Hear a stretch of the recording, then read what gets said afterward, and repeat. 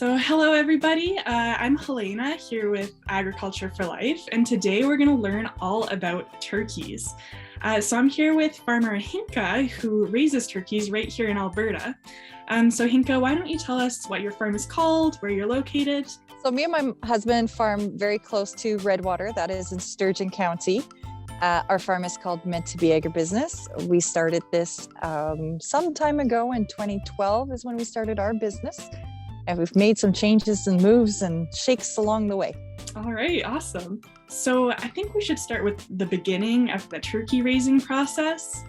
So I know that turkeys are birds, which means that they hatch from eggs. So do you raise them right from eggs to adulthood, or do you get them as chicks? What does the beginning of the process look like? Yeah, so for us, it is the eggs get hatched in a hatchery. They then get delivered to us in a big semi-truck that's heated. So baby turkey is called a poult. So we get them so they get hatched overnight, and by that afternoon we get them here on farm. So then it's a process of unloading the truck quickly into the barns. We start with a brooder barn. So I can kind of maybe show you in behind me. We have a smaller brooder barn over here. And then we, at about 5 weeks old, we move them into a grow out barn. Okay. Cool. So there's different barns for different stages of the turkey's life. Yeah. So, and the birds come in sex. So we either get the females or the males, and they're called hens or toms, and they'll go for different markets as well. So they'll stay with us for different time lengths, but they'll start all in a brooder barn, and all of them will move at about 5 weeks to a grow out barn. Okay. So how long does it take to raise a turkey to adulthood then?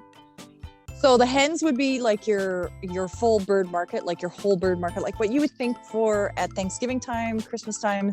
And the hens will stay with me for about 3 months. Okay. And then our toms go a little longer. They stay with me for 4 months, and they typically go for what's called further processed, like your turkey deli meats and your turkey bacon and your turkey sausages or any other kind of further processed product. So while they're growing up, they obviously need lots of love and resources. So what do they eat and where do they live? What does that look like for them? So turkeys will have like 7 different diets throughout their lives. So they'll start with a really high protein diet. The first one, even the size matters. I don't know if you can see how big that is. That's a turkey starter. And then as they grow up, the size changes. So their diets are mainly composed of like a complete nutritionally balanced diet based off a lot of wheat here in Alberta. So that's typically their energy source. They have a protein source, which is typically canola here in Alberta, can be peas or faba beans as well. And then they usually have a mineral and vitamin premix in it as well. So it's completely balanced. I always make fun of the turkeys because the turkeys have a dietitian and I don't. So my turkeys are taken care of. So that's the food that they eat. The barn looks like they get free range of the barn. So they aren't in cages. They can just run around on bedding. So in a brooder barns, we typically start with shavings. And then in the finisher barns, just because shavings are harder to come by nowadays, we now go to straw. Okay. So those are some of the bedding, and they just kind of run around on the ground everywhere. Right. Well, that's awesome. It sounds like they have a really pampered life there. That's wonderful. How heavy do your turkeys usually get? We typically grow toms, so our toms can be anywhere. We roughly target 16 kgs. Okay. That's a big bird. Yeah. So turkeys are kind of strange looking birds. And I know they have like these skin flaps under their chins and sometimes like on their nose. Do those have a purpose or names, or are they just kind of left over from their dinosaur days? That's a good question. So a lot of it doesn't have a purpose anymore. The turkeys have a snoot, which is the one that goes over top of their beak. Their head colors are, if they're really mature, so the males are more colorful than the females, just I guess for mating purposes out in the wild.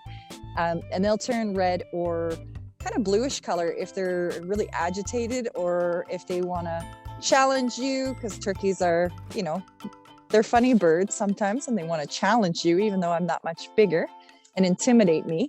So then they'll get really flushed and colorful. Another thing I know about turkeys is like We eat them at Thanksgiving and Christmas, and when that turkey plate comes around, there's light meat and dark meat, and everyone has a preference. Do the different colors of meat come from different types of turkeys or different parts of the turkey? The light and dark meat has to do with just the way that the bird utilizes those muscles. So like your white meat will typically come from a breast, a turkey breast, where the muscle isn't used as much. So like wings or thighs or legs are typically darker meat. So it's just biological processes. So just different types of muscles on the bird. Okay. What's your favorite thing about being a turkey farmer? It might sound like a little cliche, but I love the fact that I'm producing food for consumers, like that I'm feeding the world in a sense, or part of that. So I like the being outside, inside. I'd never considered myself a desk job kind of person. So I love the fact that this is a good mix of being up on my feet, taking care of animals, feeding people, and a mix of some bookkeeping and desk work as well, but good environment all around. Yeah, that's a pretty special job to be able to know you're feeding people. That's very important in the world, obviously. So do you have any other fun facts about turkeys that you'd like to share? Okay, this is what I always find very interesting. So we do some chickens as well. And if you open up a chicken barn, like people, I think, are under the perception that a bird is a bird is a bird. And if you open up a chicken barn, you have to knock, let them know that you're there. And yet every time you open it up, they kind of get flighty and they kind of fly away from you a little bit. They kind of, give you that room. In contrast, if you open up a turkey barn, they'll come flocking at you just as hard. And they'll come at you and they'll be like, hey, what are you doing? Just the personality of turkeys is just so much fun to deal with. Sometimes challenging, very challenging at times, but it's a lot of fun as well. Yeah, they sound like they have strong personalities. It's very cool. Yeah, well, that's all the questions I had. So thank you guys so much for joining me.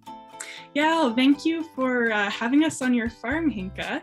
It's been delightful. So yeah, I hope everybody watching learned a lot about turkeys. I know I did.